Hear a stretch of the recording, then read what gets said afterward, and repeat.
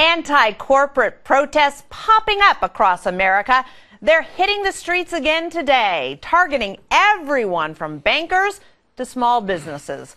But with unemployment still stuck at 9.1%, is attacking America's job creators only going to make it worse? Hi, everyone. I'm Brenda Buttner. This is Bulls and Bears. Let's get right to it. Here they are, the Bulls and Bears this week. Gary B. Smith, Tobin Smith, Jonas Max Ferris, along with Black Bay Group Todd Schoenberger and Fitch Inc.'s Stefan Fitch. Welcome to everybody. Gary B., will bashing the job creators only make unemployment worse? I believe it will, Brenda. You know, the whole Occupy Wall Street, when they're throwing their barbs and doing their protests, they're really protesting, when you get right down to it, every one of us and the job-creating machine that we have. You know, I took a look at some of the top 50 companies out there in terms of employees. You know what those companies are? They're companies like Walmart, Safeway, Target, General Motors, Disney. I mean, are these really evil companies? And even, Brenda, if you say that they're really talking about the banks, you look at some of the banks in there, Wells Fargo, Citi, JP Morgan Chase. These banks alone employ 1 million people. There's always this notion that there's all these corporate fat cats. I can guarantee you at Citibank, most of the people that work there, the $200,000-300,000, are tellers, they're security guards, they're back office people.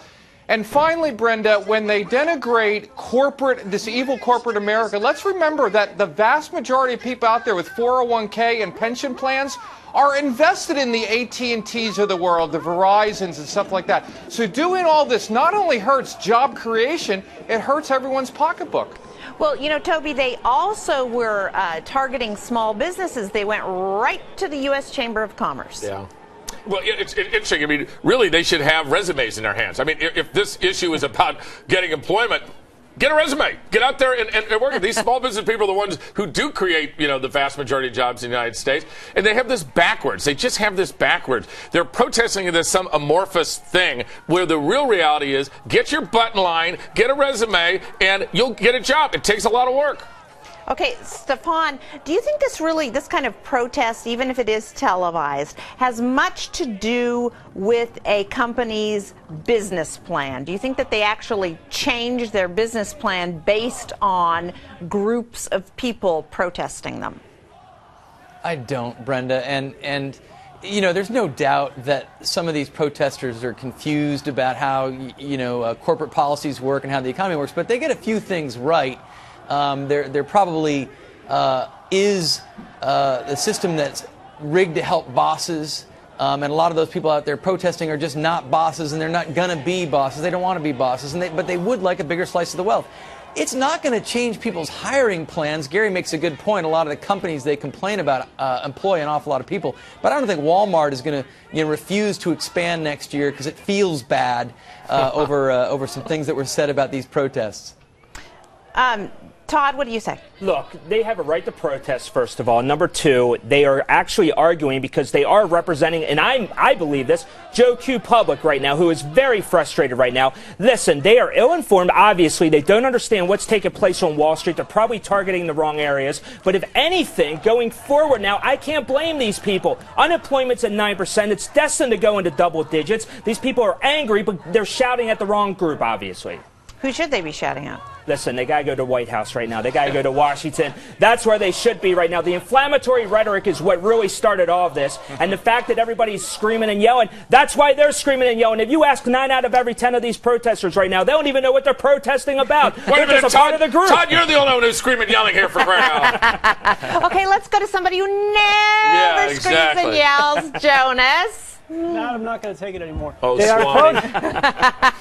First of all, they're occupying Wall Street. That's how it started. They're not occupying Arkansas. They're not mad at Walmart. They are mad at the banks. Which, by the way, every panelist in the show I can remember was angry at the banks for getting a bailout. That's what their core thing is, which is actually the core argument that started the Tea Party movement. The only difference is they think they should get a bailout like the banks got, and the Tea Party people think nobody should get a bailout. That's the only difference. Yeah, but you just actually made a coherent statement there, which I haven't heard from these guys, in 2 weeks. This is like Les Miserables without the good music going on down there. Well, Brenda, the other thing, though, is let's not forget that at the beginning of the bailout, a lot of that money, quite honestly, was forced on the banks. And they went through stress tests. So a lot of this was government intervention being forced there to, quote unquote, save the system, whether you agree with that or not. The other thing is, I think almost all these loans, these bailout loans to the banks, have been paid back with interest. So I can understand they want a bigger slice of the pie. But, as Toby and others have mentioned, you got to do like my daughter did. A year graduated from college, and she's working the graveyard shift as a waitress 6 nights a week. So, yeah, it's tough out there. I agree. I can sympathize. These protesters don't need to do that. Look, we're actually coddling these people. They're obviously uninspired. They're lazy, and they don't need anything. All they want is their payments. They want their unemployment benefits. They want their medical marijuana, and they want to protest, which they have every right to do. Tom, why are they lazy and the Tea Party people protesting aren't lazy? What is it? They're protesting. That's a valid point. I don't believe what they think. And you're right. And you know what? If these protesters were wearing 3-piece suits down there, we probably would respect them a little bit more. And maybe even they took a shower. You know what happens to a human being that doesn't take a shower for 3 weeks? Just go down to southern Manhattan. Well, but Jonas, they're not just protesting the big companies or the banks. This is not just about banks. This is not just about Wall Street. And it's not just in Wall Street. It's actually all across the country lately. And some of it is backed by unions, certainly. But it's based on it's going after small businesses as well. It is, because it's growing to encompass all kind of like far left gripes, essentially. But the thing that they don't understand, and I think the Tea Party doesn't understand, is that the financial system got a bailout was actually probably the cheapest jobs program this government's ever done, because to Gary's point, they did get most of the money back, and it kept a structure. Granted, it's an evil structure. A lot of people get overpaid, but it kept the financing structure of America in place, which means businesses can get loans, people can start companies. Without that, you would have much less job creation than with any other government program that would have cost the same money. But it's not TARP. It's not just TARP, Toby. It's like, we are mad. We're not getting what we want. Yeah, I think my Halloween costume this year, I'm going to just wear like a Nirvana t-shirt or something, and then I have a sign that says, I'm mad about just blank line, right? I've been down there. I was down there yesterday, and literally there have to be, I saw, every person who handed me a sticker or a button was for a different topic, for crying out loud. The bigger issue is this angst, and I think that the message from this is that there are people who have this angst about their future. They feel like it's been stolen from them. They have all right to do that, and maybe people in Washington would listen.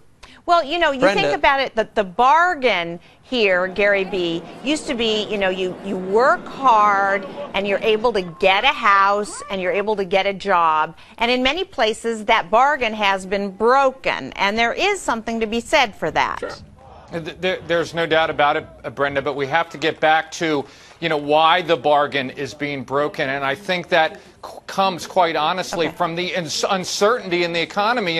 I'm sure the Occupy Wall Street people would be the first to say, well, these corporations have all this money, they're not spending it. Well, the reason they're not spending it, Brenda, because everything out there, from health care to tax policy, from whatever, is cloudy right now. And in fact, it looks onerous. So they have every right to hold back. As a shareholder in some of these companies, I agree with them. Okay, last word from Stefan, 10 seconds. A lot of these young people at these protests are looking at the fact that wages have stagnated for the middle class over the last 30 years, and they just don't want them to continue to stagnate for the next 30 years. They want a bigger slice of the pie, and you know what? They deserve it. We had to figure out a way to give it to them. Get a job. That's got to be the last word. All right.